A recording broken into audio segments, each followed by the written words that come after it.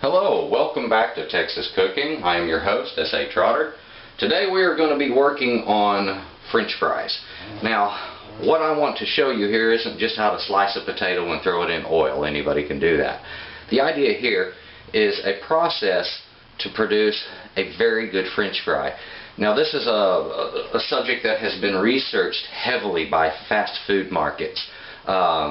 Major fast food companies have spent millions of dollars in researching exactly how to produce a really good French fry, and there are certain steps to go through.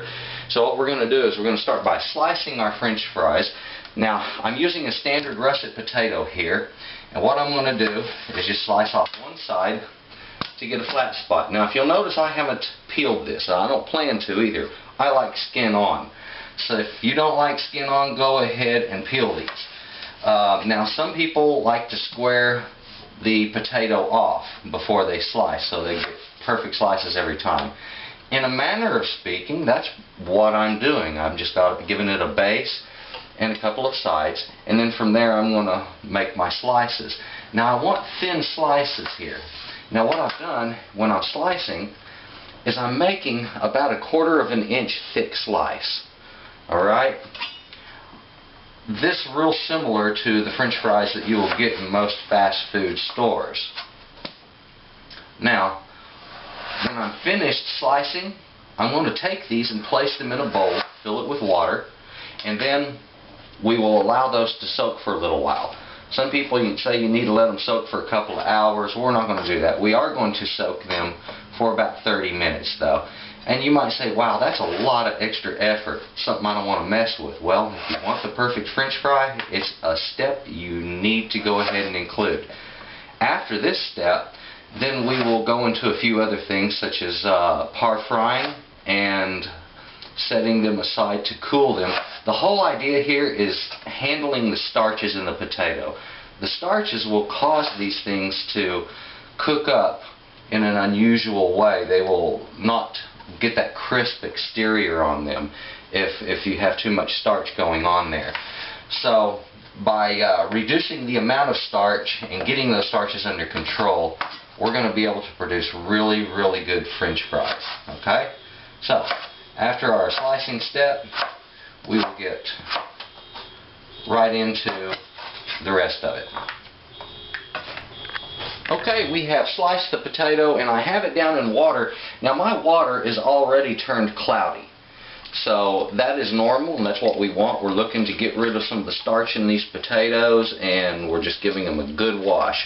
So I'm going to let these soak for about 30 minutes and then we're going to come back and we're going to put them down into some oil. And I'm going to par fry them, but not at full temperature. All I'm doing is, once again, I'm setting the starches up for future cooking. Okay? So, that's our next step. Okay, we have allowed our potatoes to soak now. It's been just a little over 30 minutes, and I have changed this water twice, okay? And now I'm finally getting good clear water. So what I want to do is take these potatoes out, give them a little bit of a shake to move some of that water off of them, and we're going to dry them off. After drying these, then we're going to par fry them, okay? Now, the reason we dry them, hey, you don't want to throw a bunch of water into hot grease, okay? Unless you just really want to have problems in the kitchen, don't do that, okay? If your grease is too hot, it will actually flame up on you and explode. It's a really ugly situation. So make sure that what you put down into hot grease is good and dry. Now, what we're going to do here, I'm going to finish drying these off and then we're going to put them into some hot oil, okay? Okay, our oil has just now come up to temperature. You want it to be about 290 to 300. It has just hit 300. I'm going to put these fries down in there. Get a tongs. There we go. I can remove this thermometer now. Now, the reason I'm using this thermometer instead of this thermometer, this is a fry thermometer, this is a fry and candy thermometer. They both do the same thing. However, sometimes these don't work well in shallower oil, where this will work well in a shallow oil every time and it's very accurate. Now, I'm only going to fry these for 2 minutes. This is going to be real short and quick. After the fry, we're going to put it on a paper towel lined pan and then put them in the fridge. Alright, we have finished the par fry. Now, I'm going to pull these out and put them directly onto a paper towel lined pan. Now, they're starting to get a little bit softened, okay? They're going to be a bit delicate at this point. So, what we want to do, get them on this pan, put them in the fridge, and cool them down quickly. Now what this is doing is it's actually pulling the rest of those starches right back up into the fry and giving it a head start on the cook. Now this is an important step right here. If you don't do this step, you're not going to get that perfect French fry, okay? I know it's a lot to go through, but believe it or not, when you go to a fast food restaurant, they've already done this. They have pre-cooked that fry and refrigerated it, and then they ship it in bags out to their locations. Not all of them, but many of them. And then they cook the fries after they have been processed in just this way. So, that's what we're going to do. Put it in the fridge, and we'll see the final step in just a little bit. Now there is one thing I wanted to mention within this cooking video, and that is the salting process. How to salt fries. I most of the time use a salt that has a very large size grain, okay? And this is a sea salt, large granule, and it's wonderful tasting for food. It's very good for you. However, it doesn't really stick to fries real well, and when it does, it's just large clumps and then they're crunchy on the fry, and that doesn't really work good. So what I want to have is a super fine salt. Unfortunately, I don't happen to have it on hand, so what I'm going to do is I'm going to make it. Okay, now this MSG. Let's talk about MSG for just one moment. MSG is the salt of glutamic acid, okay? Now this occurs naturally in your body. It is in your spinal fluid, okay? It's already inside of you. So if you say that's bad for people, just remember you've already got it in you. So, well, if it's bad for you, I guess your body's bad for making it for you. Now, what I want to do is to take some of this MSG. That looks just about a teaspoon and a half. I'm going to put it right down in there. Okay, now we're going to take that salt. See how I measure in my hand? Wow, how many chefs do that? I'm going to do about a tablespoon of salt. It wasn't quite a tablespoon, but that is. Now, if I'll take these and simply mill them together, what it's doing is it's mixing the two, of course, but it's also breaking those large grains down into a small, really fine salt. Now, what does MSG do to food?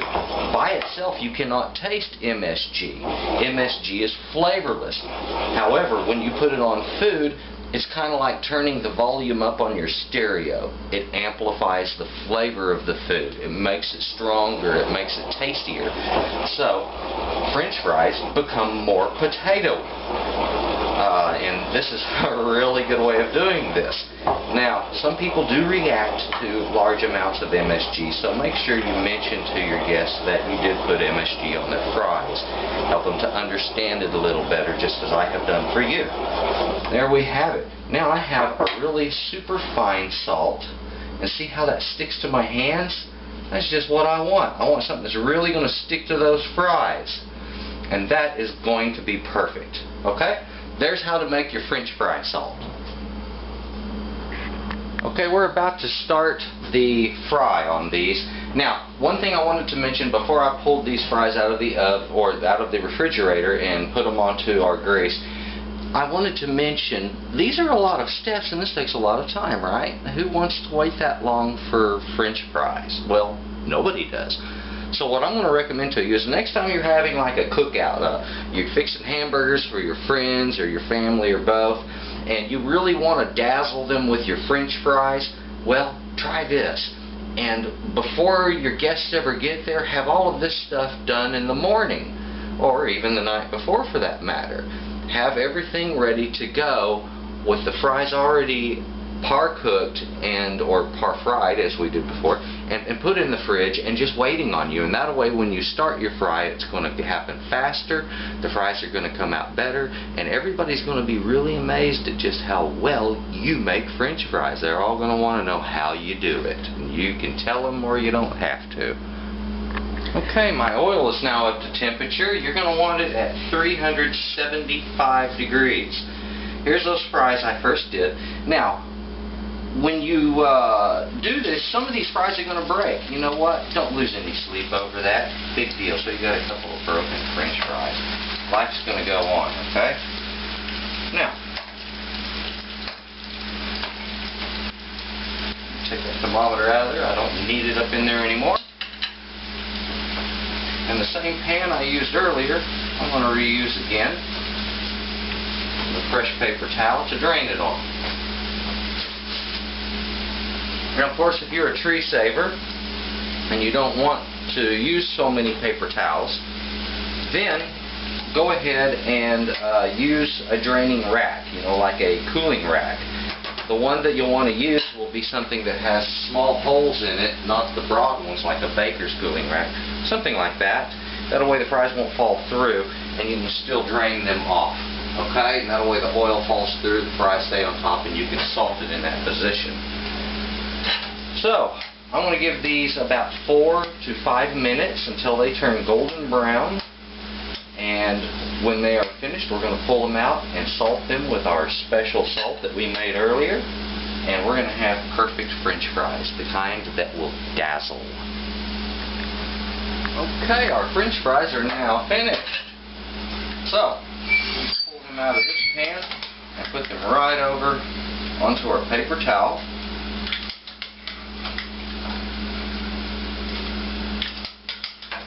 Now, as I mentioned before, sometimes some of them will break, and they did. That's okay. Don't lose any sleep over that. But makes them getting out of the oil just a little more difficult. Let me grab a way to make that just a little easier. There we go. Looky there.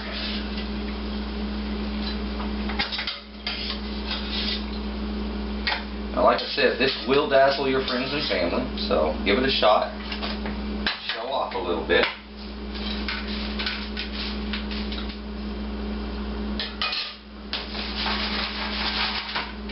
Now, that wonderful salt that we prepared. And by the way, if anybody is curious, the oil. I like to fry in peanut oil. Now, if you have peanut allergies, of course, this isn't the best idea.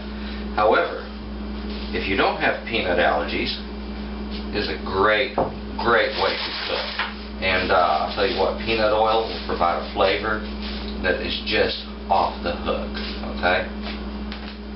Beautiful. Wonderful.